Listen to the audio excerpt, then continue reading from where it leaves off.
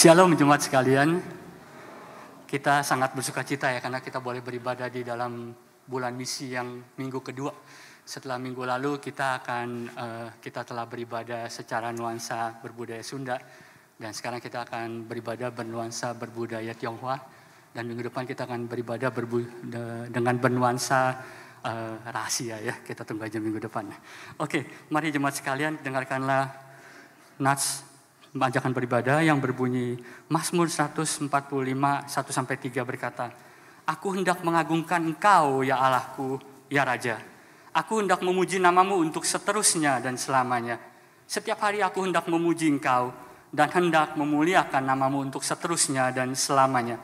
Besarlah Tuhan dan sangat terpuji dan kebesarannya tidak terduga. Mari kita bangkit berdiri. Baik jemaat yang ada di gedung gereja dan yang ada di rumah, kita memuliakan nama Tuhan dan kita kumandangkan pujian, kirimlah terangmu.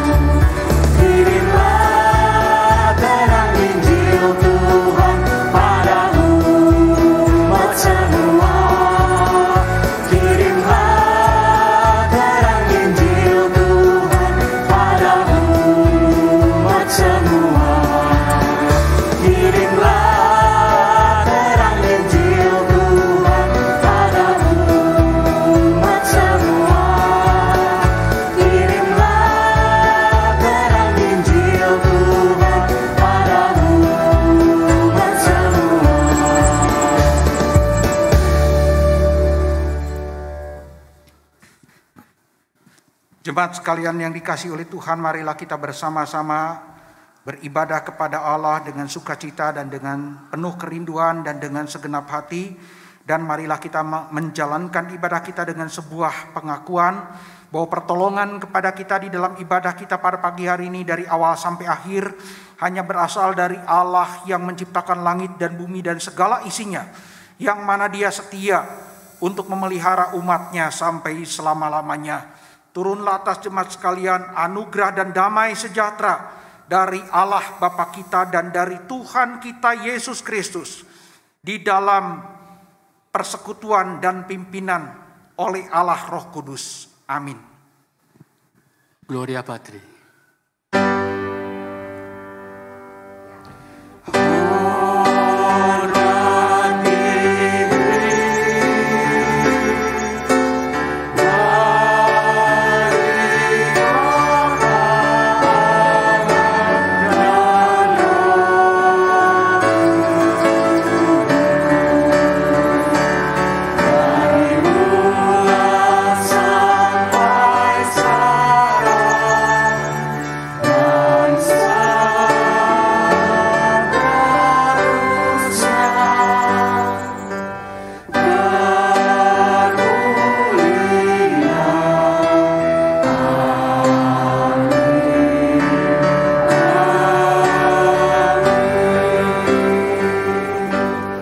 Jemaat silakan duduk kembali. Jemaat sekalian, kita akan melanjutkan ibadah kita dengan penuh kerendahan hati melalui doa pengakuan dosa. Dengarkanlah ayat pengakuan dosa yang diambil dari Ulangan 8 ayat 19 sampai 20. Tetapi jika engkau sama sekali melupakan Tuhan Allahmu dan mengikuti Allah lain, beribadah kepadanya dan sujud menyembah kepadanya, aku memperingatkan kepadamu hari ini bahwa kamu pasti binasa. Seperti bangsa-bangsa yang dibinasakan Tuhan di hadapanmu, kamu pun pasti akan binasa sebab kamu tidak mau mendengarkan suara Tuhan Allahmu. Pendeta Antoni akan memimpin kita dalam doa pengakuan dosa. Jemaat sekalian yang dikasihi Tuhan, mari kita sebelum melanjutkan ibadah kita mengaku dosa kita di depan Tuhan.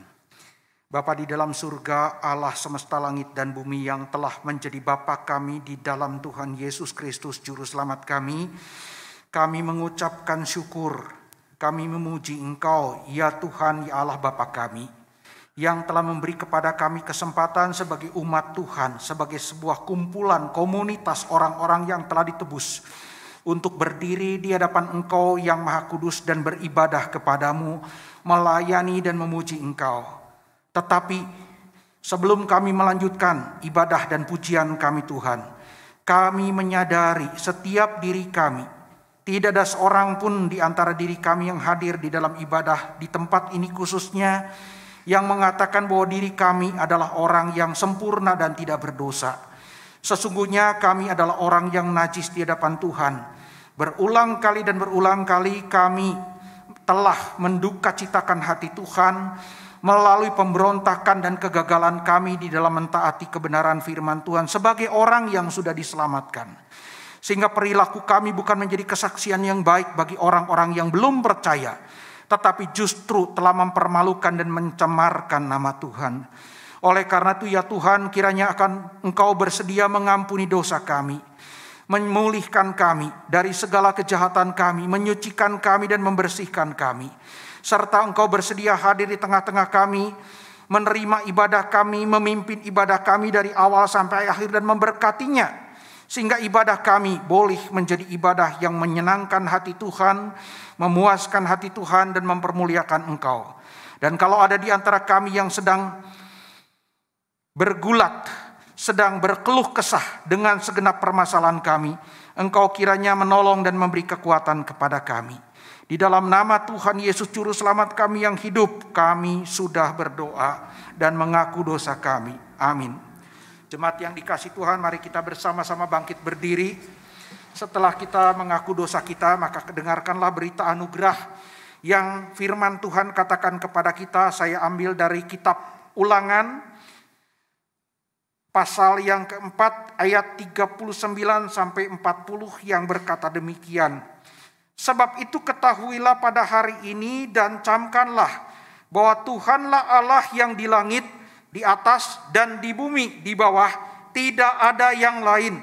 Berpeganglah pada ketetapan dan perintahnya yang kusampaikan kepadamu pada hari ini, supaya baik keadaanmu dan keadaan anak-anakmu yang kemudian, dan supaya lanjut umurmu di tanah yang diberikan Tuhan Allahmu kepadamu untuk selamanya. Amin. Tuhan memberkati. Silakan duduk kembali.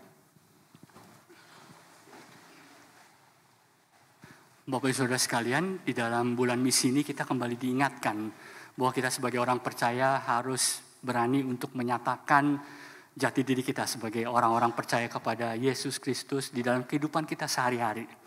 Mari kita menyanyi dengan penuh komitmen untuk kembali menyegarkan komitmen kita sebagai orang-orang percaya. Kita nyanyikan pujian Kabarkan Kristus.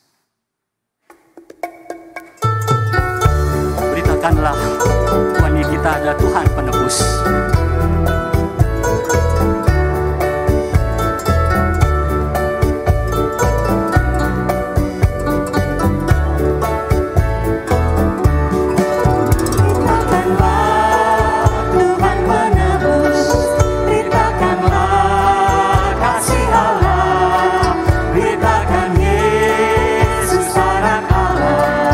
Hingga ke ujung dunia, maupun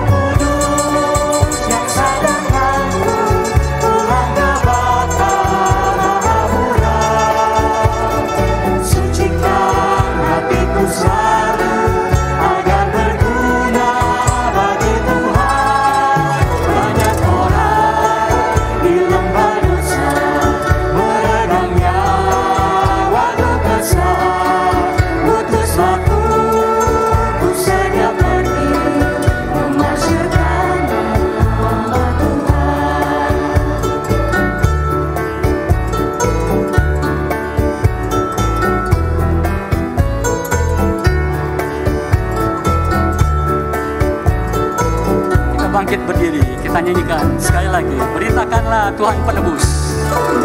Beritakanlah Tuhan penebus. Beritakanlah kasih Allah. Beritakan Yesus anak Allah hingga ke ujung dunia. Roh Kudus yang sadarkanku pulang ke Bapa Maha Murah. Sucikan hatiku selalu agar berguna bagi Tuhan. Banyak orang di lembah dosa meregangnya waktu besar. Putus aku, ku sedia pergi memasyurkan nama Tuhan. Roh Kudus, Roh Kudus yang sadarkanku pulang ke Bapa Maha Murah. Sucikan hatiku selalu agar berguna bagi Tuhan. Banyak orang di lembah dosa meregangnya kalau besar. Putus aku, ku sedia pergi memasyurkan nama Tuhan.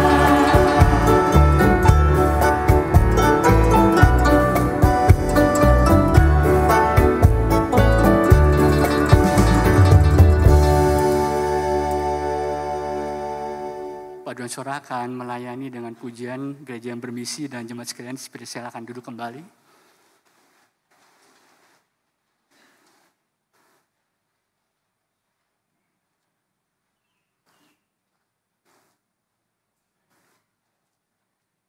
Pujian yang akan dinaikkan oleh paduan suara berjudul Gereja yang Bermisi. Mereka akan mengingatkan kita semua, mengingatkan seluruh majelis, hamba Tuhan, jemaat untuk menjadi gereja yang bermisi di hadapan Tuhan.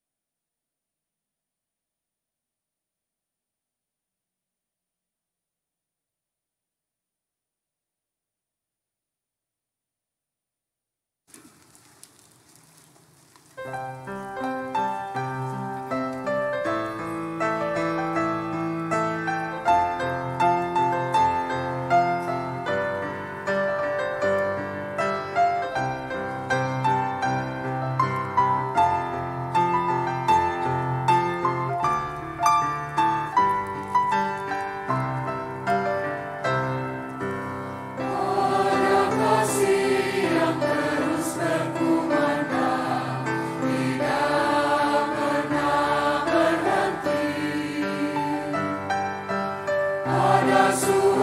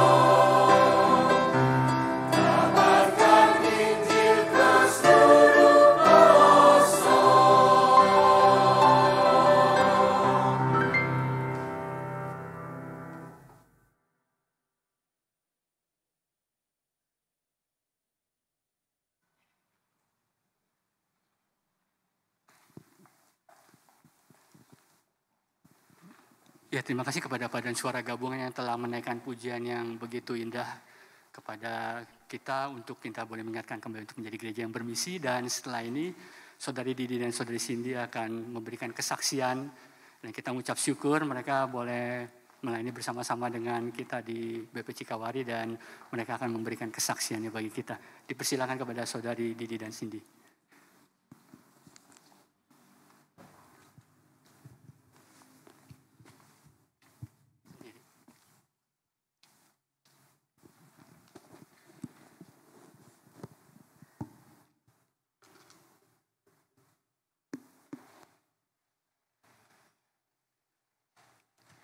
Shalom jemaat yang dikasihi Tuhan. Ya, saya bersyukur juga teman saya Olivia Cindy boleh melakukan pelayanan 1 tahun di Cikawari. Sebelumnya perkenalkan diri, mungkin ada sebagian jemaat yang belum mengenal saya. Saya Didi Christina Gule, saya berasal dari Nias Barat. Ya, saya juga berasal dari Sekolah Tinggi Teologi STTS APPI. Dan diutus pelayanan di GKIM Hosana. Dan GKIM Hosana memberikan tempat pelayanan di BP Cikawari. Bapak Ibu yang dikasihi Tuhan, BP Cikawari awalnya melakukan kegiatan sosial, pelayanan sosial khususnya untuk pengobatan kepada masyarakat sekitar. Namun beberapa waktu belakangan ini dari 2019 dengan ada lain hal tentang mengurus izin untuk gedung bangunan, akhirnya pelayanan di sana diberhentikan untuk sementara. Namun gereja kita tidak berhenti ya untuk semangat untuk terus melakukan pembangunan relasi di BP Cikawari. Maka dengan itu kami berdua Cindy melakukan pelayanan di sana. Nah, di sana kami melakukan kegiatan pertama melakukan tanam menanam ya berbagai tanaman yang kami bisa lakukan di sana, berbagai tanaman seperti tomat dan segala macamnya.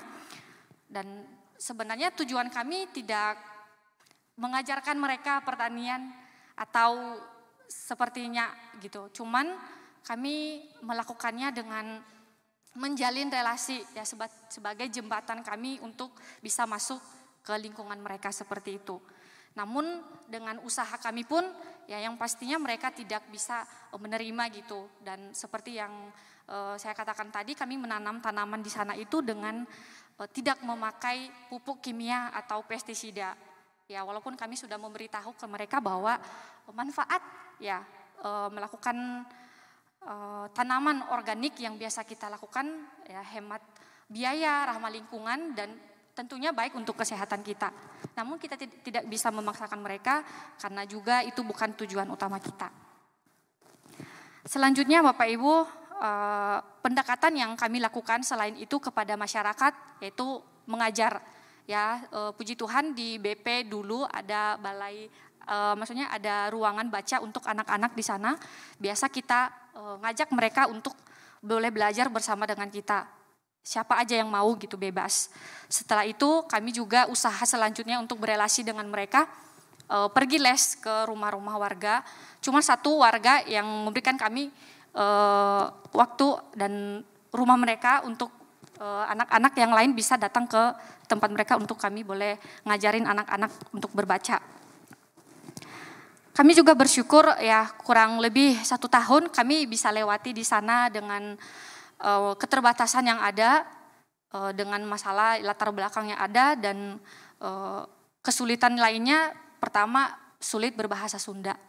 Ya awalnya kami datang ke sana ya jemaat tahu bahwa di sana masih banyak ya masyarakat yang belum tahu berbahasa Sunda gitu. Nah cuman kami hanya taunya gitu. Kalau mereka biasa ngomong sama kami cuma ngangguk-ngangguk aja. Mau gak mau kita harus mendengarkan mereka. Karena biasa orang-orang sana suka bercerita juga dengan kita.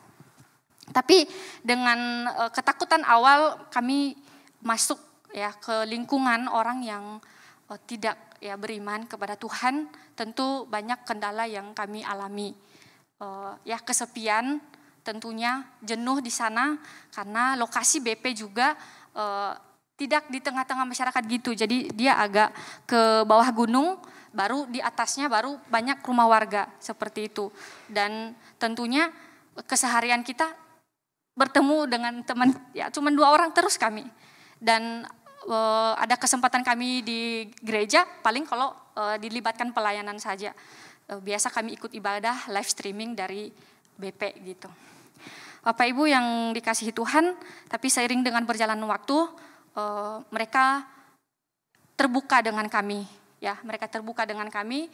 Mereka biasa ngajak kami ke kebun mereka, ngajak ke rumah mereka main. Dan ya puji Tuhan dengan hal itu, dengan ketakutan awal yang kami rasakan, gimana ini cara kita berelasi dengan mereka. Bahkan kita pergi ke warung aja, mereka nggak mau sapa kita gitu. Itu awal-awal yang kami alami waktu berada di lokasi Cikawari. Bapak Ibu yang dikasihi Tuhan, ya kami terus belajar ya. Berada di BP Cikawari, dan jemaat Tuhan tentunya terus mendukung pelayanan di Cikawari. Mungkin tahun berikutnya mungkin balai pengobatan akan dibuka lagi. Mereka sangat membutuhkan di sana karena tempat ya pengobatan atau layanan kesehatan di Cikawari sangat terbatas. Mereka harus ke bawah ngojek bayar 2 kali dan itu sangat sulit bagi mereka. Ya puji Tuhan Gereja Hosana tidak patah semangat untuk terus melakukan pelayanan sosial ini. Dan kami juga sebagai mahasiswa yang pelayanan, kami butuh doa ya untuk pelayanan selanjutnya. Mungkin banyak kekurangan ya di pelayanan di Cikawari, minta untuk didoakan kami juga untuk pelayanan selanjutnya. Nanti untuk boleh bertanya-tanya bagaimana pelayanan selanjutnya, ada stand Cikawari di bawah, nanti boleh bertanya, bahkan melihat foto-foto juga yang boleh kami lakukan di Cikawari. Demikian pelayanan yang kami lakukan di Cikawari, kurang lebih Tuhan Yesus memberkati.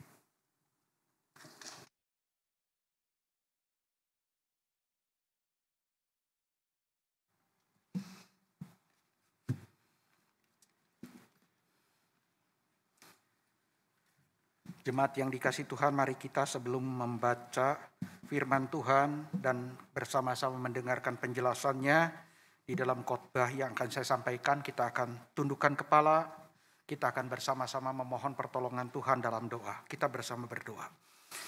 Bapa di dalam surga, kami menyerahkan untuk pembacaan dan pemberitaan firman Tuhan yang sebentar kami bersama-sama akan ikuti ke dalam tangan pimpinan-Mu. Kiranya melalui Roh-Mu yang kudus yang Engkau sudah karuniakan kepada pribadi lepas pribadi diri kami ketika kami percaya, maka Roh Kudus itulah yang akan memimpin kami ke dalam seluruh kebenaran firman Tuhan. Tuhan kiranya akan menolong kami supaya kami merelakan diri kami untuk taat dan dengar-dengaran kepada kebenaran firman Tuhan dan berkonsentrasi kepadanya dan tidak berpaling daripadanya. Beri kepada kami Tuhan telinga seorang murid, hati seorang hamba yang mau untuk mendengarkan kebenaran firman Tuhan sehingga Tuhan memampukan kami mengerti, dan juga memberikan hati kami seorang hamba sehingga kami mau mentaatinya, mempercayai, menerimanya dengan penuh sukacita dan mentaatinya dalam kehidupan kami. Tolong juga Tuhan hamba-Mu yang lemah dan tidak berdaya ini, supaya apa yang sudah dia persiapkan dan gumulkan bersama dengan Tuhan di dalam persiapan khotbah ini, Engkau jugalah melalui Roh-Mu yang kudus yang akan memberi kepada dia kekuatan dan kuasa dan segala karunia yang dibutuhkan untuk dia dapat menjelaskan dan menyampaikannya dengan bahasa yang mudah dimengerti. Inilah doa kami Tuhan, terpujilah nama-Mu, di dalam nama Tuhan Yesus Juru Selamat kami yang hidup, satu-satunya penyelamat dan Tuhan kami sudah berdoa. Amin.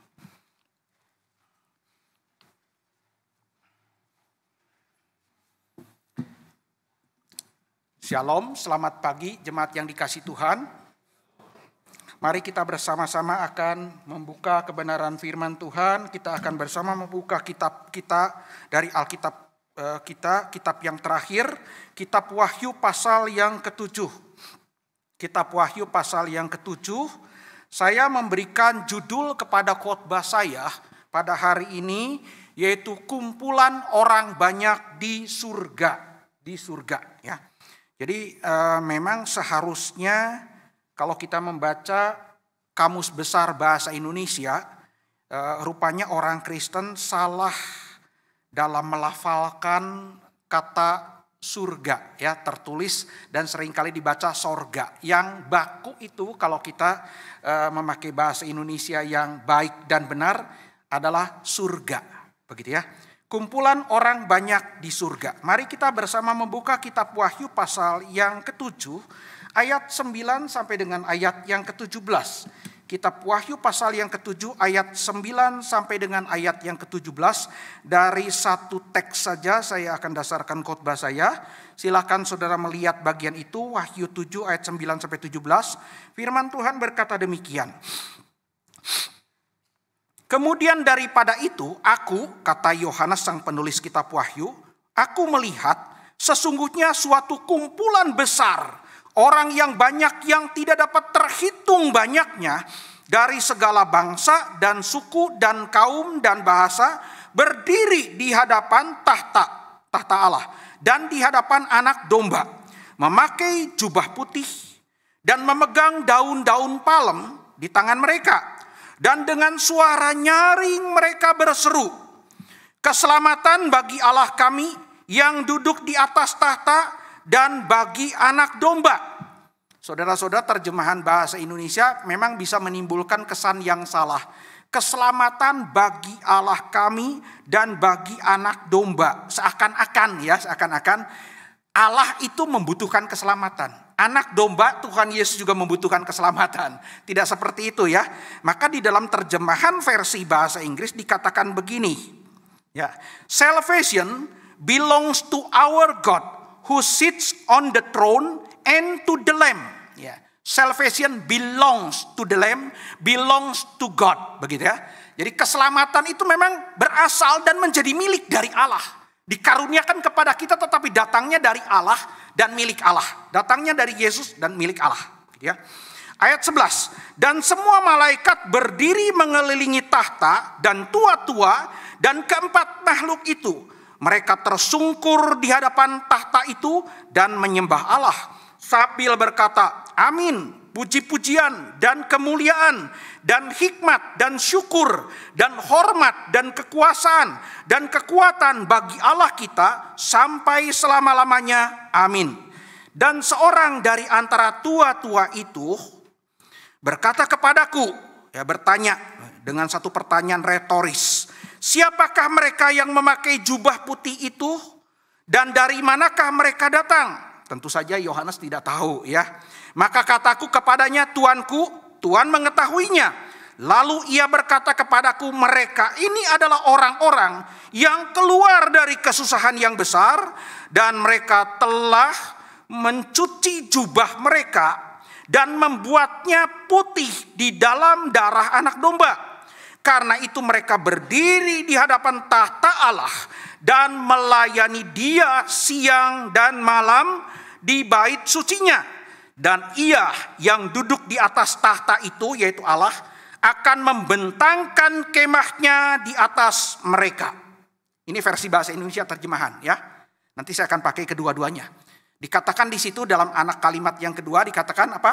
Allah itu membentangkan kemahnya, menaungi mereka. Mereka tinggal di dalam kemah Allah. Tapi di dalam versi bahasa Inggris dikatakan demikian, ayat yang ke-15, kalimat yang B.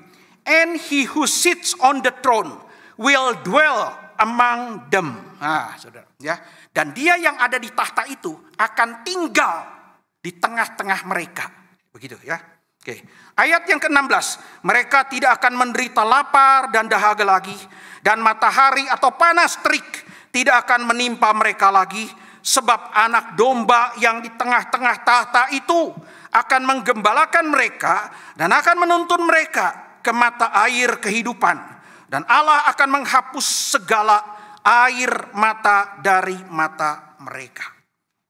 Sampai di sana pembacaan firman Tuhan. Yang berbahagia ialah Saudara-saudara sekalian yang bersedia dengan rendah hati mendengarkan firman Tuhan, mempercayainya, dan hidup berdasarkan kebenaran firman Tuhan. Amin.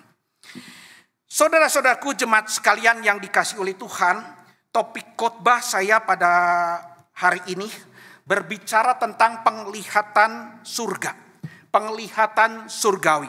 The vision of heaven atau heavenly vision.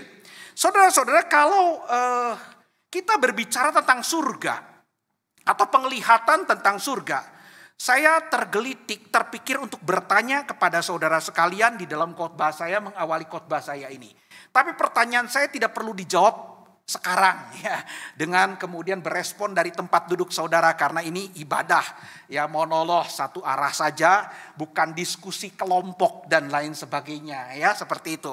Saudara jawab saja sendiri ya di dalam hati. Apakah ada di antara saudara? Apakah ada di antara saudara sebagai orang yang sudah percaya kepada Tuhan Yesus, pernah dalam hidup saudara, bukan melalui mimpi, bukan lewat film ya, saudara pernah melihat betul-betul secara kasat mata, dengan mata kepala sendiri, penglihatan tentang surga? Ada? Saudara melihat surga sendiri dengan isinya, dengan segala keindahannya. Mungkin ya saudara berkata, saya belum Pak melihat surga. Saya belum melihat surga karena saya masih ada di dalam dunia. Kalau saudara punya konsep bahwa orang kalau melihat surga harus meninggalkan dunia ini dulu, melalui kematian baru bisa lihat surga. Ya, mungkin saudara berkata, saya masih hidup di dalam dunia, maka saya masih beribadah di GKI Hosana pada hari ini. Oke, saudara-saudara ya. Baik, saya sendiri belum pernah melihat surga, sama seperti saudara. Ya. Oke. Kemudian pertanyaan yang kedua, kalau saya tanyakan, maukah saudara pada hari ini bisa melihat surga? Mau tidak? Nah, kalau pengertian saudara melihat surga adalah meninggalkan dunia ini, maka saudara-saudara akan menjawab tergantung kondisi hidupmu pada hari ini. Kalau engkau sedang dalam keadaan sangat baik, dalam keadaan hidupnya lancar, hidupnya makmur, hidupnya super enak, saudara mengatakan pengen Pak lihat surga, tapi jangan sekarang deh, masih betah di dunia. Nah seperti itu kan pasti jawabnya. Tetapi lain hal kalau kemudian saya tanyakan apakah saudara mau melihat surga, saudara hari ini di dalam keadaan yang sangat amat menderita, ya, hidupmu dipenuhi dengan penderitaan bertubi-tubi.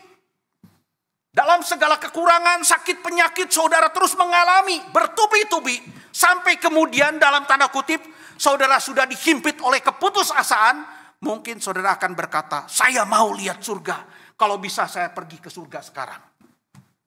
Saudara-saudara, penglihatan surga inilah yang dilihat oleh Yohanes di Pulau Patmos.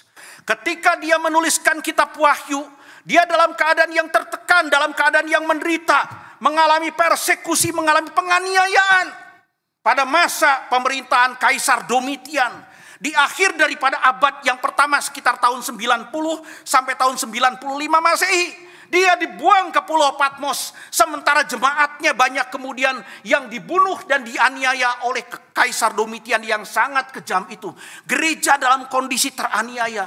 Maka di Pulau Patmos kemudian Tuhan membukakan satu penglihatan-penglihatan yang tercatat di dalam kitab Wahyu dari pasal pertama sampai dengan pasal terakhir, pasal 22. Saudara-saudara, kalau saudara mempelajari kitab Wahyu, maka penglihatan-penglihatan yang diberikan oleh Allah kepada Yohanes yang kemudian dituliskannya, itu penglihatan yang saya mengatakan terjadi apa yang disebut sebagai shift. Apa itu shift? Berganti-ganti, terjadi pergantian. Di mana seringkali Tuhan memperlihatkan kondisi di muka bumi ini yang penuh dengan bencana, penuh dengan penderitaan, penuh dengan keputusasaan. Tapi kemudian setelah itu berganti dengan penglihatan surgawi. Penglihatan surgawi lalu dilanjutkan lagi dengan penglihatan di dunia. Penglihatan dunia langsung berganti lagi dengan penglihatan surgawi. Demikian seterusnya berganti-gantian. Dan pada waktu di dalam pasal yang ke-7, Yohanes melihat satu penglihatan surgawi yang begitu indah. Yang sangat menguatkan dia, memberikan penghiburan kepada dia. Penglihatan tentang apa, saudara? Penglihatan surgawi tentang kumpulan orang yang sangat banyak dari berbagai macam bangsa, suku bangsa, kaum dan bahasa yang sedang berdiri di hadapan tahta Allah dan berdiri di hadapan anak domba. Saudara, walaupun di dalam pasal yang ke-7 tidak muncul satu kali pun kata surga dalam bahasa Yunani, Uranus, tapi dapat disimpulkan apa yang dilihat di dalam pasal yang ke-7 ketika melihat penglihatan surgawi. Itu adalah penglihatan Yohanes bukan di muka bumi ini. Bukan melihat ke bumi, tapi melihat ke surga. Ada tahta Allah di sana. Ada tua-tua, ada para malaikat, dan ada kumpulan orang yang sangat banyak. Saudara-saudara, pertanyaannya, apa yang bisa kita pelajari dari penglihatan Yohanes dalam pasal yang ke-7 tentang penglihatan surgawi? Saudara-saudara, Yohanes melihat satu penglihatan kumpulan orang yang sangat banyak di surga. Di sana saudara menceritakan apa? Menyingkapkan kebenaran apa? Menyingkapkan tentang kebenaran-kebenaran akan gereja Tuhan yang sejati. Kumpulan orang banyak yang disampaikan di dalam penglihatan itu adalah menggambarkan tentang gereja Tuhan yang sejati. Gereja yang tidak kelihatan, yang bersifat universal. Lintas suku bangsa, lintas bahasa, lintas kaum, juga lintas waktu. Gereja yang tidak kelihatan. Jadi kalau saya mengatakan gereja, saudara-saudara, apalagi sebagai orang Kristen Injili dan Reform, jangan lagi mengartikan seperti orang-orang yang tidak percaya. Gereja itu apa? Gedungnya. Saudara, gedung di mana saudara sekarang sedang beribadah, itu bukan gereja, tapi gedung gereja. Lalu gerejanya mana? Ya jemaatnya, kumpulan orang-orang percaya. Itulah gereja Tuhan. Pada satu kali, saudara-saudara, saya dengan istri saya kebaktian di satu gereja kontemporer, gereja karismatik, yang seringkali kita sebut kurang injili, kurang alkitabiah. Satu kali saudara WL-nya, kalau liturgos di sana disebut WL. Ya, ada seorang anak muda. Lalu begitu kemudian membuka pelayanannya, menyapa jemaat Tuhan dengan mengatakan apa? Selamat pagi gereja Tuhan. Wow, saya mengatakan, orang karismatik loh. Selamat pagi gereja Tuhan. Di dalam konsepnya gereja itu adalah apa?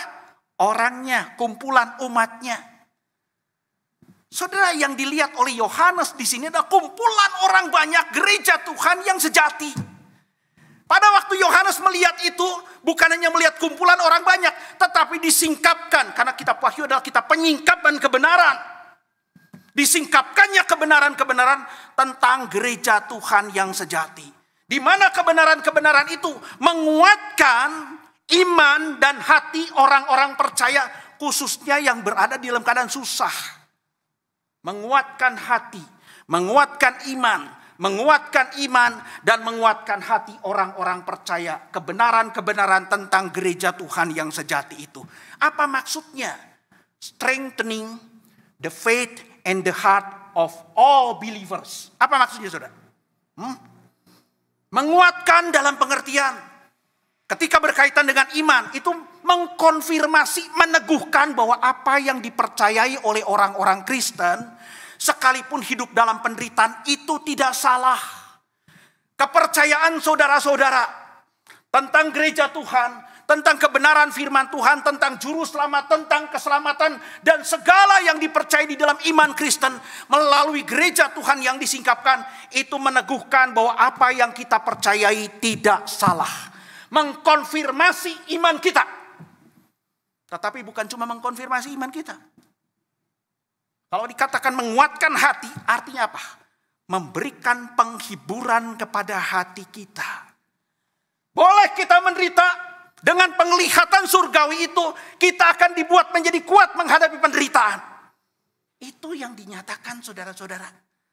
Oke, kalau begitu pertanyaannya, kalau penglihatan kumpulan orang banyak di surga yang dilihat oleh Yohanes ternyata menyingkapkan kebenaran-kebenaran tentang gereja Tuhan yang menguatkan iman dan hati orang percaya. Pertanyaannya, kebenaran-kebenaran apa saja yang disingkapkan, yang diungkapkan oleh Yohanes dalam penglihatannya tentang kumpulan orang yang sangat banyak itu? Kita akan melihatnya, saya akan membagi khotbah saya menjadi 3 pokok besar, 3 main points ya khotbah saya. Pokok yang pertama, jadi 3 pokok ini berakhiran si, ya si. Si-nya apa? Bukan si dalam bahasa Inggris C ya, tapi CSI. Yang pertama, kebenaran tentang esensi dari gereja Tuhan.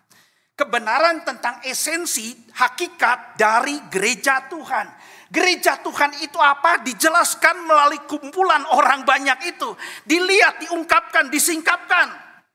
The essence of the true church. Saudara-saudaraku yang dikasihi Tuhan, tadi kan saya sudah mengatakan, kalau kita mengartikan bahwa gereja itu adalah gedung, itu adalah sebuah kesalahan. Tapi kalau kita mengartikan gereja itu adalah kumpulan orang yang percaya, kumpulan orang-orang Kristen, komunitas orang Kristen, itulah yang disingkapkan oleh Yohanes dalam penglihatan tentang kumpulan orang banyak. Saudara-saudaraku yang dikasihi Tuhan, gereja Tuhan yang seperti apa yang disingkapkan di sana?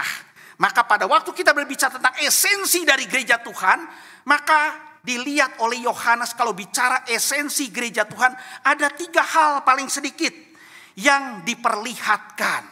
Yang pertama adalah bicara orang-orang yang dikatakan hidupnya itu telah menjadi kudus, menjadi suci. Kenapa mereka menjadi kudus dan menjadi suci? Karena hidup mereka telah ditebus oleh Yesus Kristus dan mereka telah percaya kepada Yesus Kristus. Hidup mereka menjadi kudus, menjadi suci bukan karena perbuatan mereka, tetapi karena korban Yesus Kristus yang telah menguduskan dan membuat hidup mereka menjadi suci.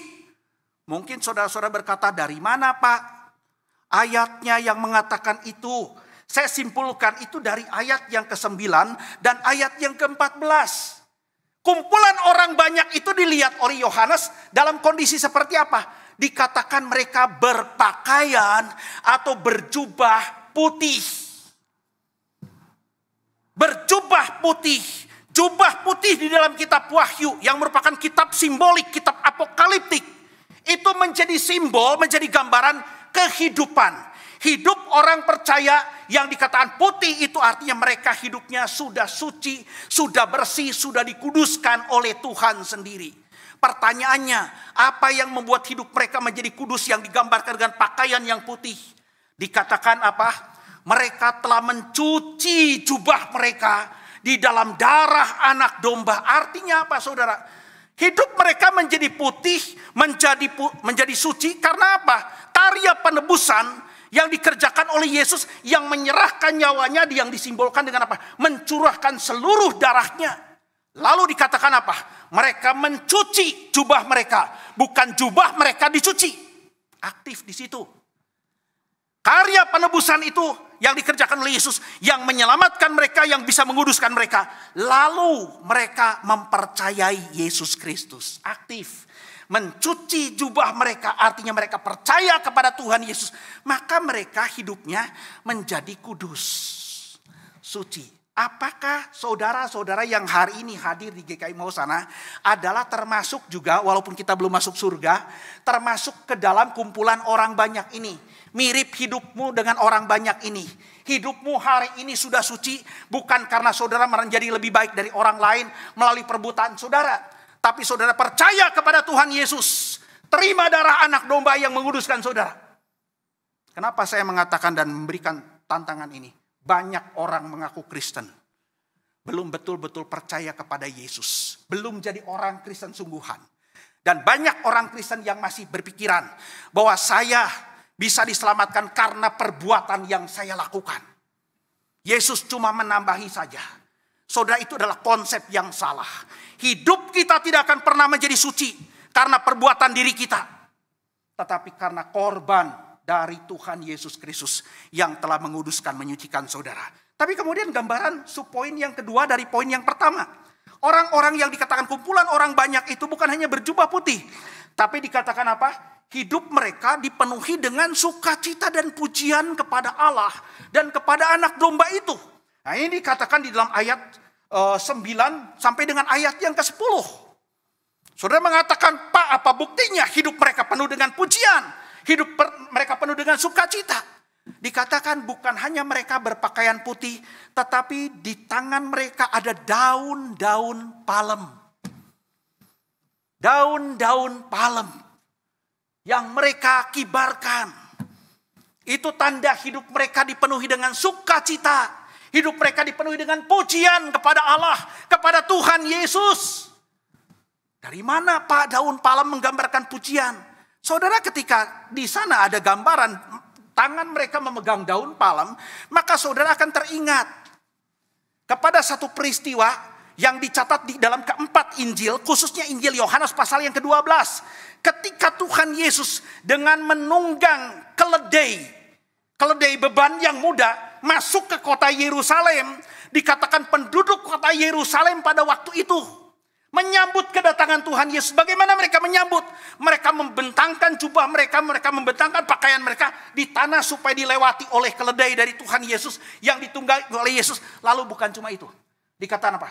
Tangan mereka memegang daun-daun palem.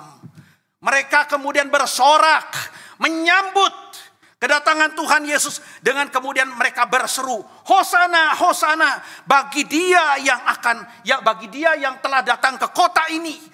Hosana artinya apa? Keselamatan datang melalui dia. Sama seperti nama dari gereja ini, saudara. Gereja GKIM Hosana. Artinya apa, saudara-saudara di sana? Dan dari situlah kita melihat muncul sebuah tradisi. Ya mungkin ya tradisi ini tidak berlaku di gereja kita. Tapi di dalam beberapa gereja, termasuk gereja Katolik Roma, biasanya 1 minggu sebelum hari Paskah dan sebelum hari kebangkitan, itu ada 1 minggu, 6 hari atau 7 hari yang disebut Minggu Palma atau Minggu Palem. Palm Week. Betul nggak? Ingat kan? Itu dirayakan saudara-saudara. Itu menyambut kedatangan Tuhan Yesus masuk ke kota Yerusalem yang mereka percayai sebagai juru selamat, sebagai Mesias, sebagai Raja. Dan kumpulan orang banyak itu ternyata di tangannya ada daun palem. Daun palem menggambarkan apa? Sambutan mereka kepada Yesus. Pujian mereka kepada Tuhan Yesus, kepada Allah yang telah mengaruniakan keselamatan di dalam Yesus. Hidup mereka di surga dipenuhi dengan sukacita, kemenangan dan pujian. Itu digambarkan dengan daun palem, saudara. Pertanyaannya, apakah hari ini ketika saudara masih ada di dalam dunia, hidupmu di dalam Yesus, hidupmu setelah menjadi orang percaya, dipenuhi dengan sukacita dan pujian? Berapa banyak orang Kristen yang ketika beribadah di dalam gereja, datang seperti bos besar, tumpang tangan begini, waktu nyanyi, gak menyanyi untuk Tuhan. Lihat, begitu kan? Ya, di mana pujiannya? Kalau saudara tidak terbiasa hidupmu memuji Tuhan, tidak ada sukacita, tidak ada pujian di dalam hatimu. Bahkan ketika engkau beribadah, saya katakan saudara, ketika masuk surga, saudara tidak akan betah. Saudara akan merasa canggung. Dalam bahasa Sundanya saudara akan berkata, geuning kieu di sorga teh, teu betah, pulang lagi ke bumi. Dipenuhi dengan pujian. Dan kemudian yang ketiga, saudara. Subpoin ketiga dari poin yang pertama. Orang-orang yang dikatakan gereja Tuhan yang sejati ini, berkaitan dengan esensi dari gereja Tuhan, dikatakan oleh firman Tuhan. Mereka adalah orang-orang yang telah keluar dari kesusahan besar. Keluar dari apa yang disebut sebagai the great tribulation. Keluar dari kesusahan besar. Apa maksudnya saudara-saudara? Nah, ini tergantung penafsiran saudara terhadap kitab Wahyu ketika bicara kesusahan besar. The Great Tribulation. The Great Tribulation. Saudara tahu kan, nanti saudara belajar di STUJK. Ya. Ketika kita mempelajari kitab Wahyu, cara metode penafsiran di dalam kitab Wahyu paling tidak ada 4 mazhab, 4 golongan. Ya. Saya tidak akan uraikan keempat-empatnya, cuma 2 saja. Mazhab yang pertama adalah mazhab yang mengatakan begini, yang disebut masa kesengsaraan besar itu sudah sudah terjadi, sudah berlangsung. Yaitu masa pada waktu abad pertama sampai dengan awal abad keempat, ketika orang Kristen berada betul-betul dalam kesusahan besar karena dianiaya oleh kaisar Romawi yang tidak percaya satu kaisar berganti kaisar. Di seluruh kekaisaran Romawi mereka hidup dalam penganiayaan. The Great Tribulation. Pandangan ini disebut preterisme, ya. Golongannya adalah preteris. Dari kata bahasa Latin preteritus, gone by, sudah lampau. Begitu. Apakah begitu? Atau saudara mungkin mazhabnya mazhab yang lain, kontinum yang lain. Mazhab futuris. Orang futuris mengatakan yang disebut kesusahan besar itu belum terjadi. Baru terjadi nanti menjelang kedatangan Tuhan Yesus yang kedua kali, maka akan ada 7 tahun masa kesengsaraan besar di mana antikristus berkuasa, orang-orang Kristen di seluruh dunia dianiaya. The Great Tribulation itu akan terjadi di sana. Saudara pilih yang mana tafsirannya? Saya mengatakan saya tidak kedua-duanya. Kenapa? Bagi saya punya 2 pengertian yang disebut The Great Tribulation. Yang pertama arti rohani. Orang yang keluar dari kesusahan besar adalah orang yang telah diselamatkan, dilepaskan oleh Tuhan Yesus secara rohani dari perbudakan dosa, dari perhambaan dosa. Ketika mereka percaya kepada Yesus, mereka bukan lagi hamba dosa, bukan lagi budak dosa, dilepaskan. Mereka keluar dari kesusahan besar. Karena sebetulnya saudara-saudara, kehidupan manusia di bawah kuasa dosa dari sejak kejatuhan sampai nanti kedatangan Tuhan Yesus yang kedua kali, itulah yang disebut sebagai kesengsaraan yang paling besar, kesusahan yang paling besar bagi semua manusia. Hidup di bawah kuasa dosa, hidup menjadi hamba dosa. Maka di dalam Matius pasal yang ke-11 Tuhan Yesus berkata apa? Marilah semua orang yang letih, lesu dan berbeban berat, menderita karena kesengsaraan besar jadi budak dosa, aku akan memberikan kelegaan kepadamu. Percaya kepadaku, aku akan melepaskan engkau. Itulah saudara-saudara. Kalau saudara dan saya sudah percaya kepada Tuhan Yesus, maka saudara dan saya, walaupun kita masih bisa dicobai oleh dosa, kita bukan lagi budak dosa, kita bukan lagi hamba dosa, kita sudah keluar dari kesusahan besar. Arti yang kedua, kan itu kumpulan orang banyak di surga. Ya, mereka bukan hanya lepas dari perbudakan dosa, tapi mereka sudah meninggalkan dunia ini. Selama saudara dan saya masih hidup di dalam dunia ini, betul saudara-saudara, kita masih hidup di dalam berbagai macam kesusahan dan penderitaan.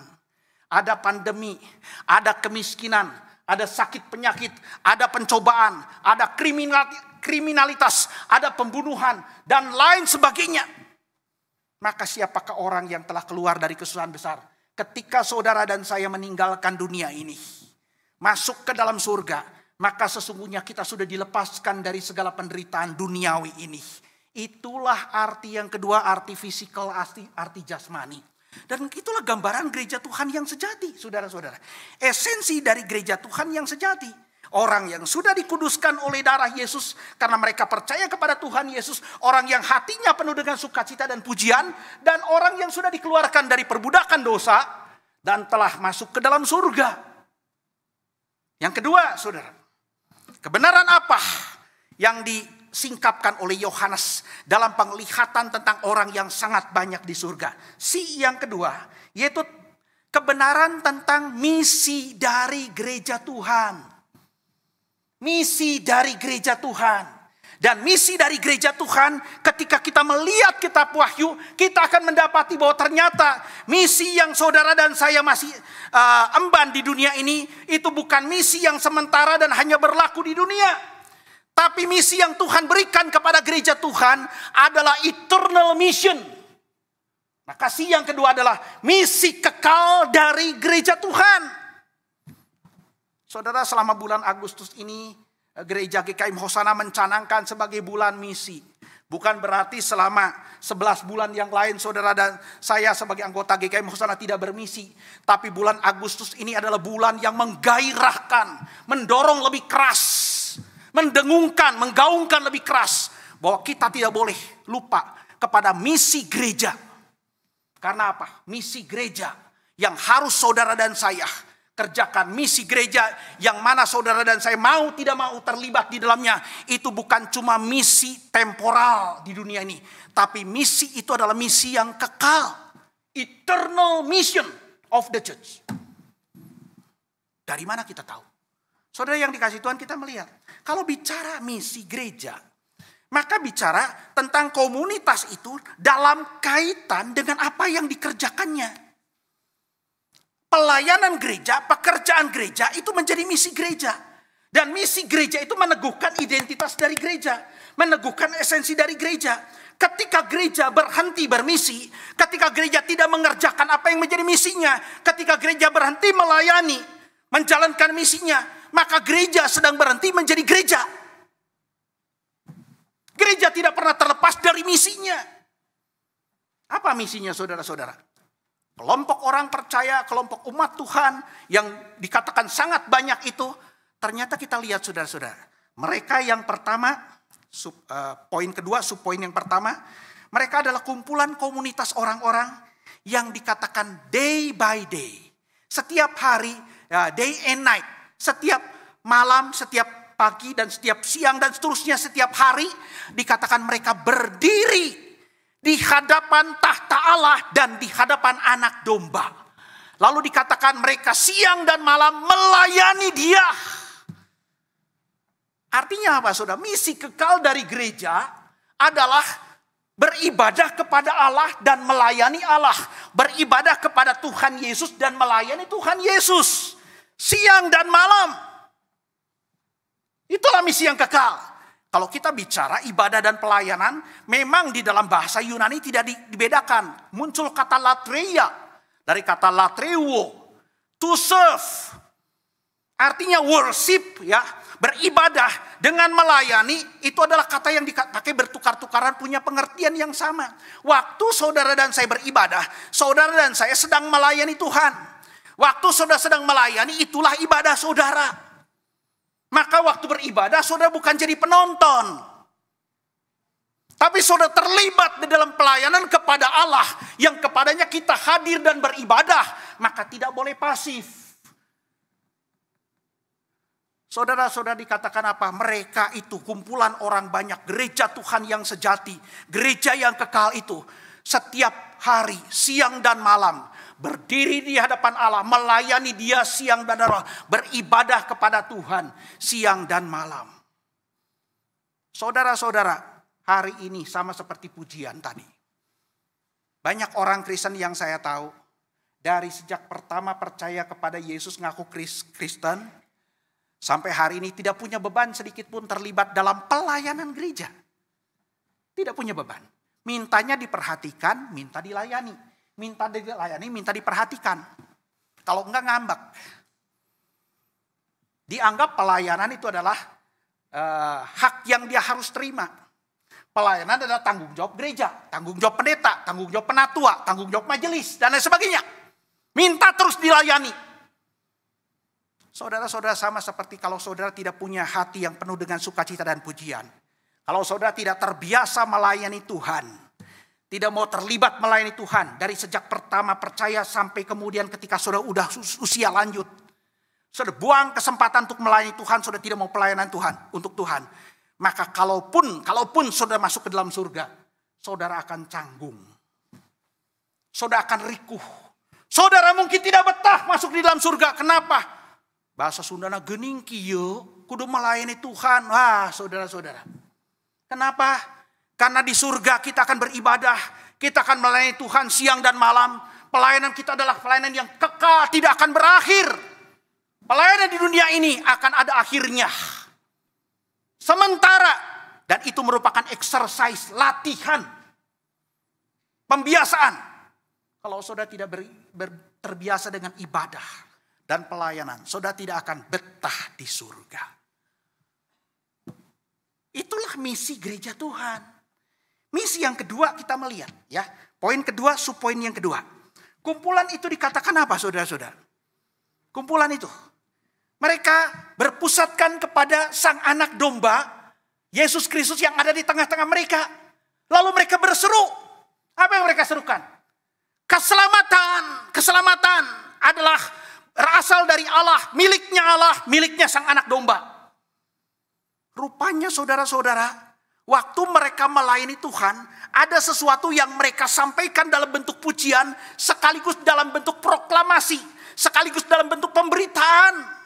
Kita berpikir pemberitaan Injil di muka bumi ini yang memberitakan Yesus dan karyanya, keselamatannya, itu adalah pelayanan sementara, pelayanan kepada orang-orang yang tidak percaya. Tapi kita lihat di surga, saudara. Mereka memuji berita Injil, memproklamirkan Sang Anak Domba yang ada di tengah-tengah mereka dan keselamatan yang dikerjakan olehnya. Maka pelayanan orang percaya, ibadah orang percaya, pelayanan gereja yang sejati dan ibadah gereja yang sejati selalu bersifat dua, kristologis dan soteriologis. Berpusatkan kepada Kristus, pribadi Kristus, dan karyanya, yaitu keselamatan yang kekal.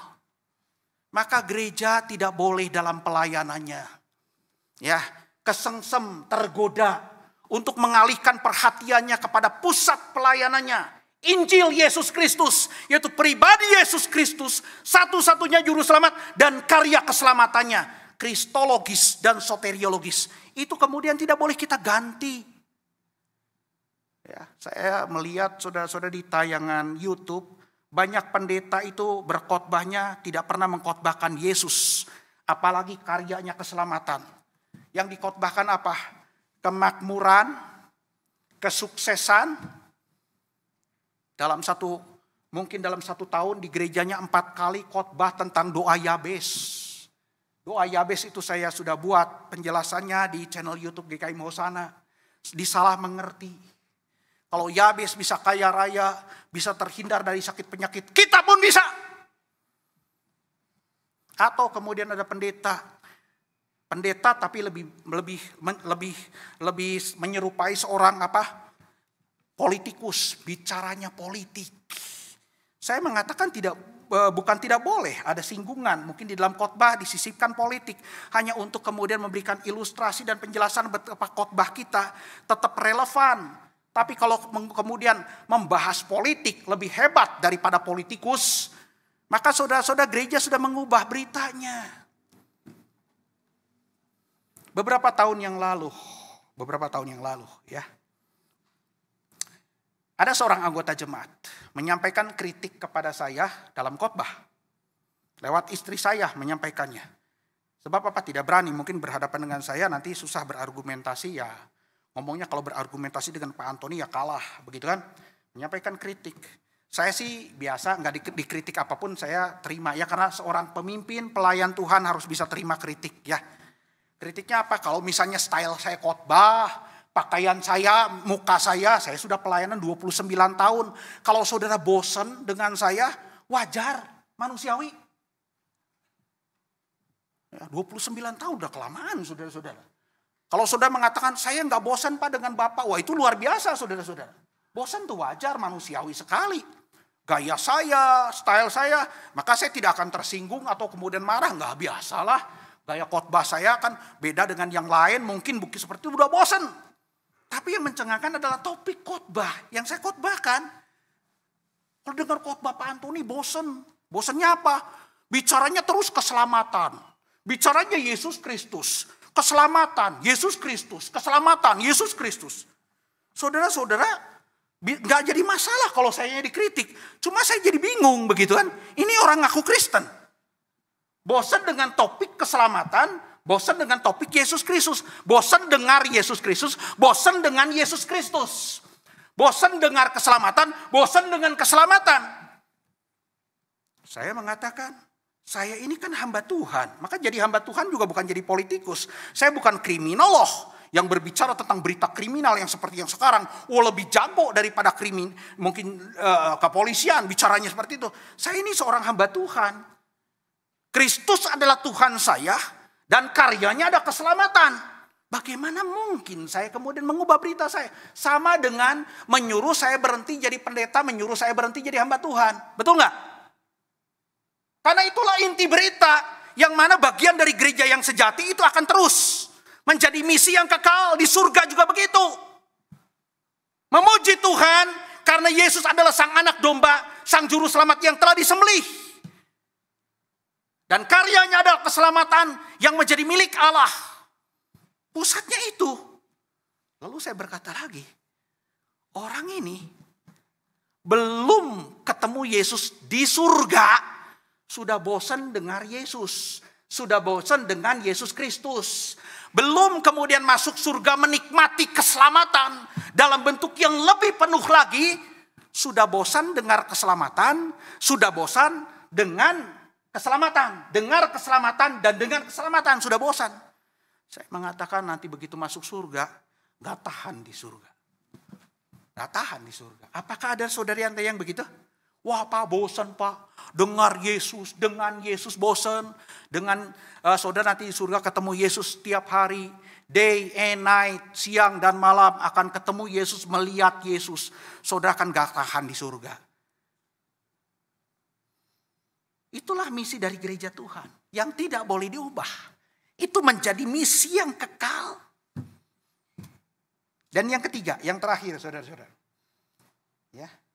Apakah kebenaran tentang gereja Tuhan yang disampaikan dan disingkapkan melalui penglihatan Yohanes akan kumpulan orang banyak di surga? Kebenaran tentang apa? Yang ketiga, kondisi akhir, kondisi surgawi dari gereja Tuhan. Yang pertama apa tadi? Esensi gereja Tuhan. Yang kedua adalah apa? Misi kekal dari gereja Tuhan. Yang ketiga adalah apa? Kondisi akhir, the final condition atau the final state of the church. Kondisi akhir dari gereja Tuhan. Itu yang dilihat dan memberikan kekuatan dan penghiburan kepada Yohanes. Saudara-saudara, dari kondisi yang dikatakan kondisi akhir tentang gereja Tuhan, apa saja yang disingkapkan? Paling sedikit saudara, ada 4 subpoin. Ya.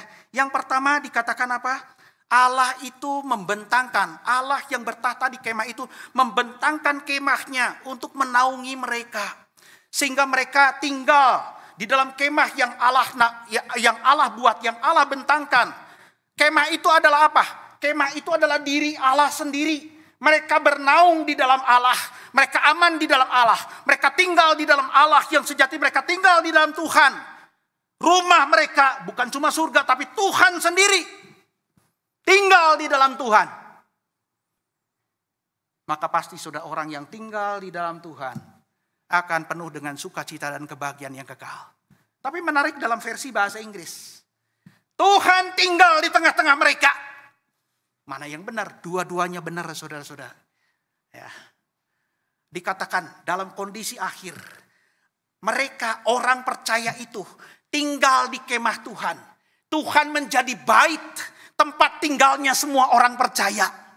Tapi dikatakan orang percaya, komunitasnya, kumpulannya, gereja Tuhan di dalam 1 Korintus pasal yang ketiga dikatakan adalah bait Roh Kudus, bait Allah. Allah tinggal di tengah-tengah mereka. Itu menggambarkan satu persekutuan yang sangat intim. Inilah yang digambarkan hidup yang kekal, eternal life. Persekutuan antara umatnya dengan Allah yang tidak terpisahkan. Mereka tinggal di dalam Allah, Allah tinggal di dalam mereka. Itulah kondisi akhir yang sempurna. Persekutuan antara Allah dengan umatnya yang sempurna. Yang kedua kita melihat saudara-saudara. Dikatakan apa? Yesus Kristus. Yesus Kristus akan menggembalakan mereka ke mata air kehidupan. Yesus Kristus akan hadir di tengah-tengah umatnya. Hadir di tengah-tengah gerejanya. Menyertai umatnya. Menyertai gerejanya. Dengan kasih dan kesetiaan yang kekal. Yang tidak dapat terputus. Menjadi gembala yang baik. Inilah kerinduan Daud kan. Tuhan adalah gembalaku. Ia akan memimpin aku ke air yang tenang. Ke mata air kehidupan. Saudara-saudara. Di dalam dunia ini tidak ada orang yang kekal yang kita bisa andalkan secara sempurna. Saudara mungkin punya teman pelayanan, saudara punya pendeta, saudara punya penginjil, semuanya tidak sempurna, penuh dengan keterbatasan dan satu kali cepat atau lambat secara alamiah akan meninggalkan saudara. Tidak bisa setiap saat mendampingi saudara. Tapi dalam surga yang kekal, Yesus Kristus akan menjadi gembala kita. Every time, anytime. Setiap saat, setiap hari. Memimpin kita ke mata air kehidupan. Maka kemudian yang berikutnya dikatakan apa saudara-saudara? Ayat yang ke-16. Panas terik. Dan segala macam cuaca tidak akan menyakiti kita lagi. Apa maksudnya saudara-saudara? Artinya kalau kita hidup di dalam dunia ini kan. Masih kita bisa mengalami kesusahan. Salah satu sebabnya adalah apa? Ada musim-musim. Musim kehidupan kita yang kadang-kadang paceklik, kadang-kadang kesusahan, kadang-kadang penderitaan. Ada musim sakit penyakit, ada musim kekurangan, ada musim kemarau. Semuanya menyakiti kita. Tapi ketika kita berada di dalam surga, the final condition of the church, kita tidak akan mengalami lagi kesusahan, kekurangan, paceklik, dan lain sebagainya. Tidak ada satu musim pun yang akan menyakiti kita. Tidak akan ada lagi penderitaan. Dan yang terakhir saudara-saudara, ayat 16 dan 17 dikatakan apa? Tuhan itu akan menghapus segala air mata. Dia memimpin kita ke mata air kehidupan. Tapi pada sisi yang sama, dia akan menghapus air mata. Air mata diganti dengan mata air. Mata air yang kekal. Yang akan memberikan kepada kita kepuasan yang kekal. Maka dikatakan segala yang lama itu sudah berlalu. Tidak akan ada lagi duka cita, penderitaan, kesusahan, kekurangan. Tidak akan ada lagi. Kenapa? Karena orang yang di dalam surga itu dikatakan sudah keluar dari kesusahan besar. Saudara-saudaraku yang dikasihi Tuhan, biarlah kebenaran firman Tuhan pada hari ini tentang penglihatan surgawi yang dilihat oleh Yohanes. Kumpulan orang banyak. Gereja Tuhan yang sejati. Yang mana kebenarannya disingkapkan kepada kita tentang esensi gereja. Tentang misi kekal gereja. Tentang kondisi akhir dari gereja. Itu akan sekali lagi menguatkan iman kita dan menguatkan hati saudara dan saya. Terpujilah nama Tuhan, kita bersama berdoa. Bapa di dalam surga, kiranya Engkau akan memberkati kebenaran firman Tuhan yang sudah disampaikan. Berkati jemaat Tuhan yang masih hidup di dalam dunia ini, bertemu dengan berbagai macam pencobaan dan tantangan. Kiranya firman Tuhan akan menguatkan mereka. Terpujilah nama-Mu, dengar doa kami. Di dalam nama Tuhan Yesus Juru Selamat kami yang hidup, kami sudah berdoa. Amin. Sebelum saya serahkan kepada liturgos, saya persilahkan pengurus dari bidang misi yang akan diwakili oleh Bapak Dr. Yohanes untuk menyampaikan budgeting bidang misi, ya.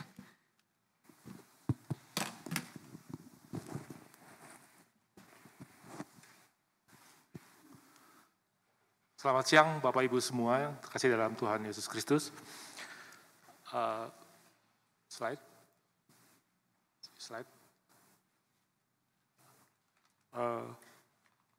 Kita sebagai orang-orang percaya, kita sebagai orang-orang yang telah mengaku diselamatkan melalui Tuhan kita Yesus Kristus, punya kewajiban panggilan untuk memberitakan kabar gembira, Injil dimanapun kita berada. Baik di lingkungan terdekat kita maupun di tempat-tempat yang jauh. Baik melalui pekerjaan, melalui keluarga kita, melalui pelayanan-pelayanan juga di gereja, kita punya kewajiban untuk itu, untuk memberitakan kabar baik. Gereja sebagai kumpulan orang percaya tentu saja mempunyai tanggung jawab yang lebih besar untuk mengemban amanat agung ini. Dan saya mewakili rekan-rekan bidang misi pada pagi hari ini akan menyampaikan apa yang telah kita rencanakan, apa yang akan kita lakukan untuk bidang misi selama 1 tahun yang akan datang. Slide. Pelayanan misi di Hosana bisa dibagi menjadi 4 kategori, dan yang pertama adalah subbidang pekabaran Injil. Ini adalah bidang yang di mana jemaat juga bisa ambil bagian dengan aktif. Yang poin pertama adalah mengenai pelatihan II, Evangelist Explosion. Ini kita akan adakan secara onsite lagi untuk tahun yang akan datang. Pada kesempatan ini, pada pelatihan ini, Bapak Ibu nanti bisa belajar untuk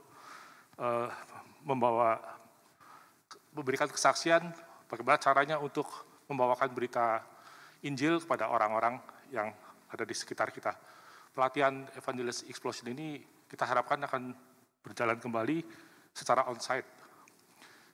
Untuk pelayanan lain yang kategori pekabaran Injil ini adalah pelayanan yang bisa Bapak Ibu ambil bagian, seperti pelayanan ke penjara, lembaga pemasyarakatan, juga pelayanan kunjungan ke rumah sakit, terutama Rumah Sakit Immanuel sebagai tempat pelayanan mitra kita. Juga di Panti Jompo, yatim dan juga rumah pemulihan.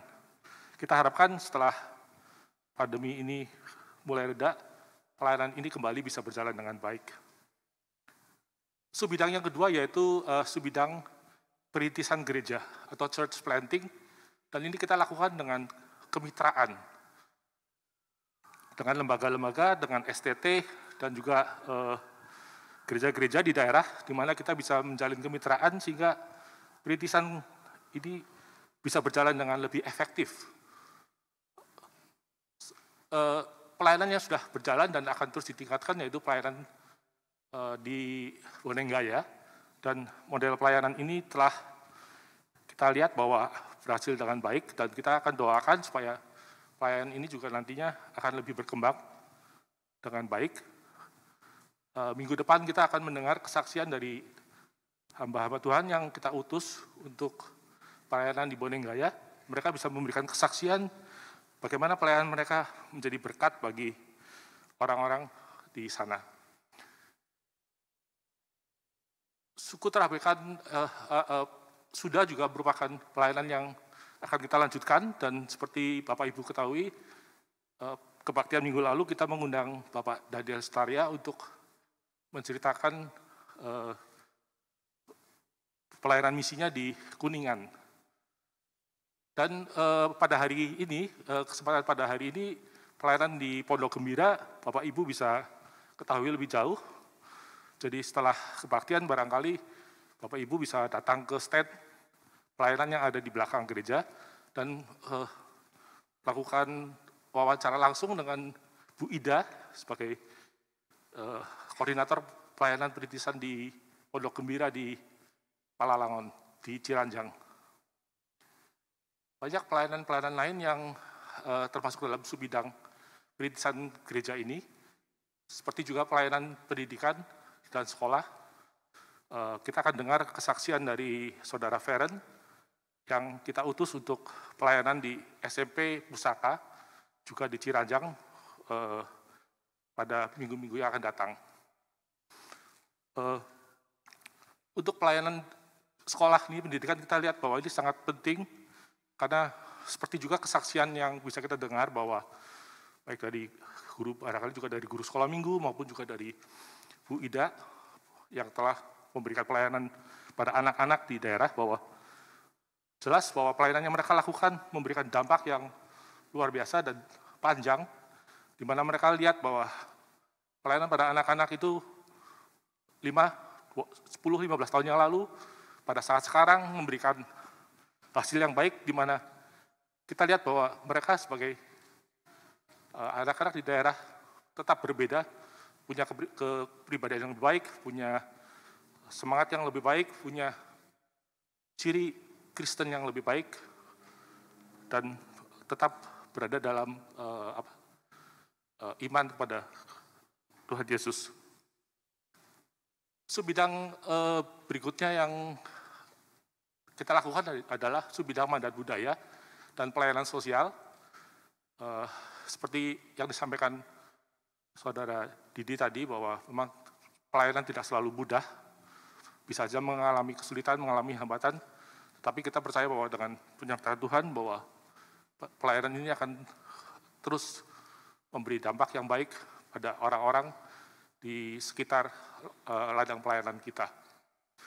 Dukungan pembangunan gereja juga termasuk dalam subbidang ini.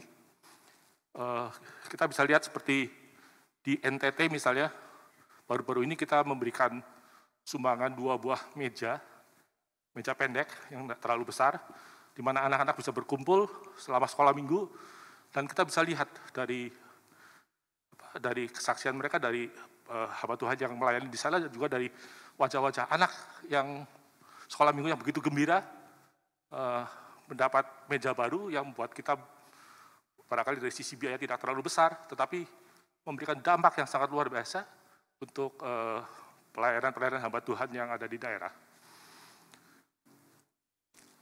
Pelayanan bakti sosial dan pelayanan bansos seperti sembako juga termasuk dalam subbidang mandat budaya dan pelayanan sosial ini. Dan yang terakhir yaitu subbidang dukungan beasiswa untuk hamba Tuhan. Selama ini kita lakukan untuk calon-calon hamba Tuhan yang belajar di STT SLA PPI, STT Tiranus, STT Bandung, juga di Sekolah Alkitab Asia Tenggara. Dan kita sedang menjajaki kerjasama lebih jauh dengan STT di Sulawesi Barat, di mana masih ini adalah ladang pelayanan yang kita harapkan bisa terbuka untuk memperluas pelayanan Gereja Hosana di tahun yang akan datang.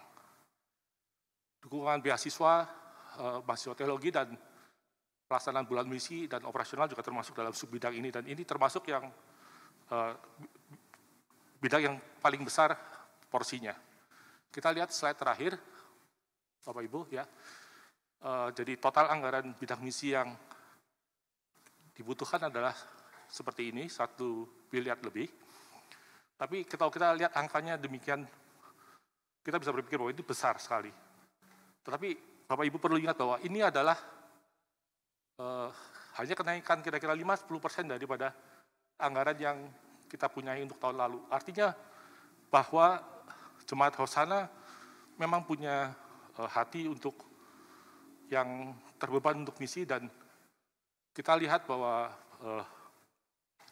dengan doa dan dukungan dari jemaat semua, kita harapkan anggaran ini dengan pertolongan Tuhan akan bisa kita lakukan untuk pelayanan misi di tahun yang akan datang. Demikian Bapak Ibu, Tuhan Yesus beserta kita semua. Amin.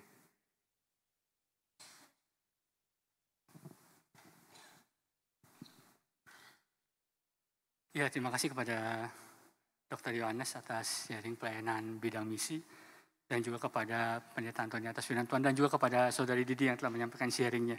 Tadi untuk mengetahui lebih lanjut bisa ke stand di belakang kebaktian nanti untuk bisa berbicara langsung dengan Saudari Didi, karena tadi sharingnya mungkin nggak lengkap. Kata Pak Lukas itu di sana itu kalau sharing lengkapnya bisa dikasih judul KKN Desa Cikawari katanya, karena banyak kisah-kisah menarik katanya. Oke jemaat sekalian, saatnya kita memberikan persembahan yang terbaik buat Tuhan. Dan di bulan misi ini kita disegarkan kembali untuk memulai atau memperbarui komitmen kita untuk komitmen misi. Jadi Bapak Ibu Saudara bisa mengisi kembali lembar komitmen yang sudah dibagikan pada saat memasuki ruang kebaktian ataupun yang ada di kursi-kursi. Jadi bisa mengisi kembali ataupun yang baru akan memulainya. Jadi jemaat sekalian, mungkin dari kita ada yang berpikir kenapa kalau pelayanan misi itu mesti jauh-jauh, yang dekat juga banyak yang perlu. Atau juga mungkin ada yang berpikir kenapa kita hanya melayani yang dekat-dekat aja gitu. Yang jauh belum tentu ada yang mikirin loh nantinya gitu.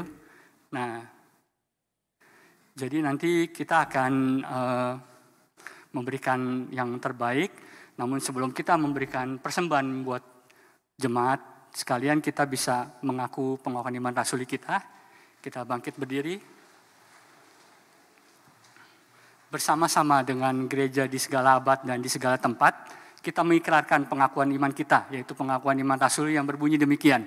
Aku percaya kepada Allah, Bapa yang Maha Kuasa, Khalik langit dan bumi, dan kepada Yesus Kristus, anaknya yang tunggal Tuhan kita, yang dikandung dari Roh Kudus, lahir dari anak darah Maria, yang menderita sengsara di bawah pemerintahan Pontius Pilatus, disalibkan, mati dan dikuburkan, turun ke dalam kerajaan maut. Pada hari yang ketiga, bangkit pula dari antara orang mati, naik ke surga, duduk di sebelah kanan Allah, Bapa yang Maha Kuasa, dan dari sana ia akan datang untuk menghakimi orang yang hidup dan yang mati. Aku percaya kepada Roh Kudus, gereja yang kudus dan am, persekutuan orang kudus, pengampunan dosa, kebangkitan tubuh, dan hidup yang kekal. Amin. Bisa duduk kembali. Kita akan menyanyikan pujian Hidup Ini Adalah Kesempatan. Kita menyanyikan bahasa Indonesianya sekali, kemudian bait bahasa Mandarinnya sekali, dan kemudian kita ulang refnya bahasa Indonesianya sekali. Hidup ini adalah kesempatan. Hidup ini untuk melayani Tuhan.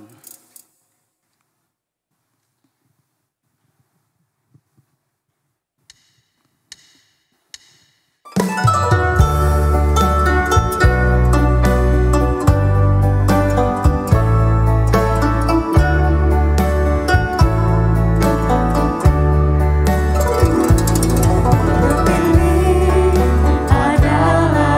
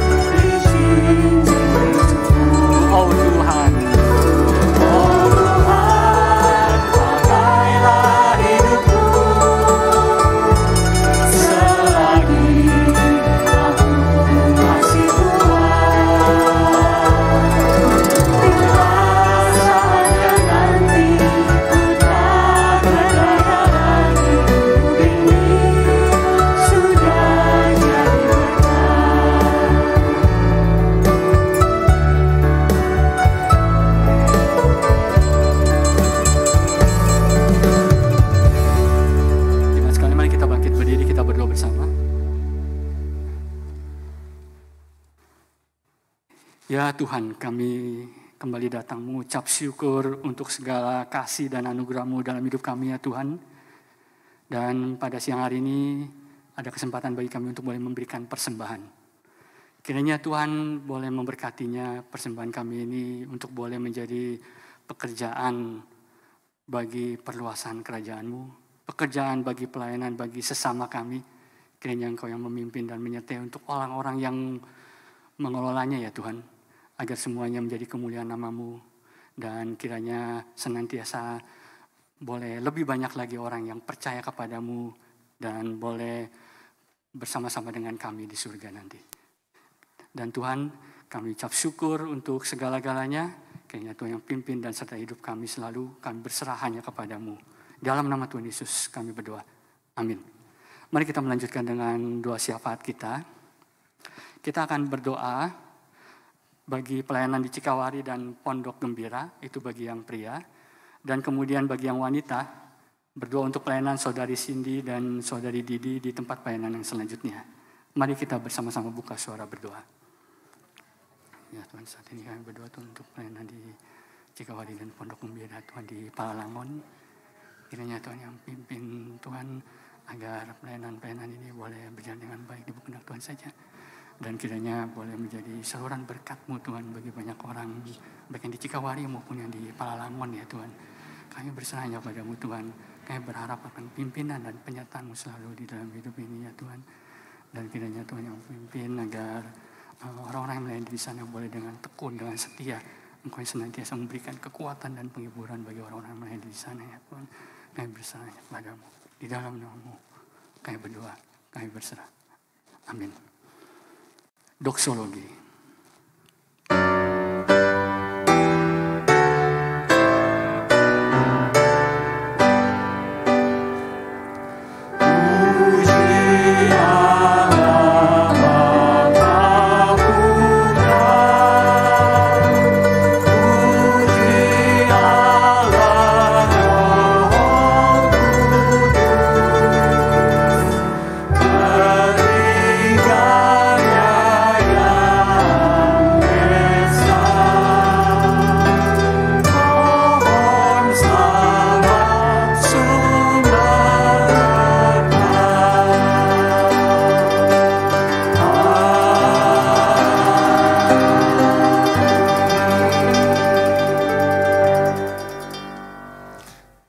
Saudara-saudaraku jemaat sekalian yang dikasihi oleh Tuhan, ibadah kita sudah selesai, maka pulanglah dengan penuh sukacita, dan dimanapun saudara berada, biarkanlah dan kiranya seluruh kehidupanmu boleh mencerminkan terang Kristus dan menjadi berkat bagi banyak orang, dan terimalah berkat Tuhan. Kasih yang berlimpah-limpah dan sempurna dari Allah Bapa kita, anugerah keselamatan yang sempurna yang dikerjakan oleh Tuhan kita Yesus Kristus, serta pimpinan dalam persekutuan dengan Allah Roh Kudus yang terus bekerja di dalam diri kita, membuat kita semakin hari semakin hidup dalam kekudusan, senantiasa menyertai saudara dan saudari sekalian, sampai Tuhan kita Yesus Kristus datang kembali, bahkan sampai selama-lamanya. Amin.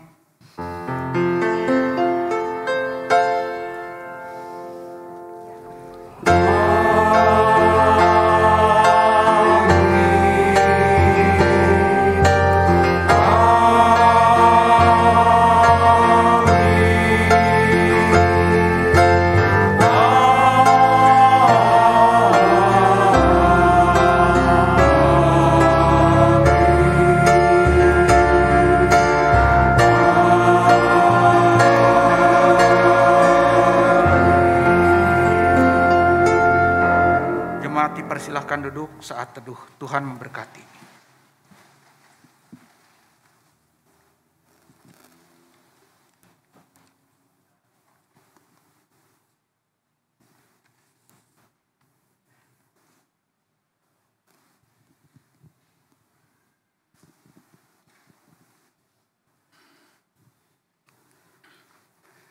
Ya, amin.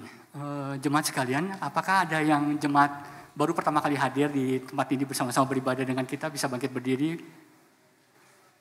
Di belakang ada yang bangkit berdiri?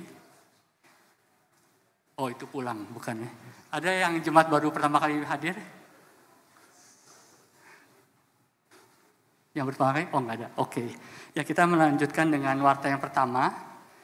Ada doa pagi khusus tanggal 17 Agustus jam 7 pagi yang diadakan seperti biasa melalui onsite dan online, melalui Zoom.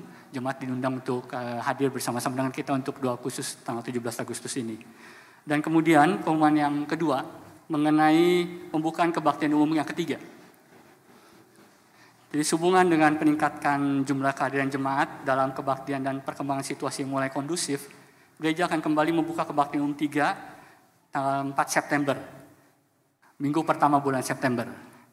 Jadi kebaktian umum 3 ini dirancang sebagai ibadah bagi jemaat dan simpatisan umum serta terbuka bagi semua kalangan usia dengan corak musik kontemporer.